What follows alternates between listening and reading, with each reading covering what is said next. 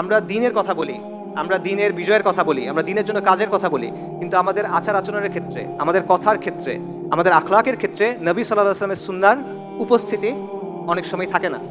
আমরা কথা বলার সময় অনেক সময় উগ্র হয়ে যাই। আমরা অনেক সময় মানুষের উপর এমন একটা ইলজাম দেই, একটা অভিযোগ দেই, যেটা আসলে জাস্টিফাইড না।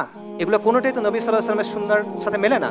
এগুলো তো কোনোটাই একজন মুসলিমের সিফাত হওয়া উচিত না, কিন্তু বারবার আমাদের থেকে এটা হয়। এটা তো বাহ্যিক সুন্নাহ।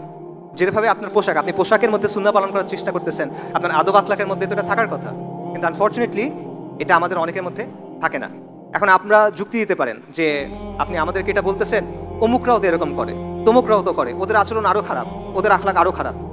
হ্যাঁ সত্য, কিন্তু তাতে কি হয়েছে? এটা তো আপনার জন্য দলিল না। আরেকজনের কাজ দিয়ে তো আপনাকে বিচার করা হবে না।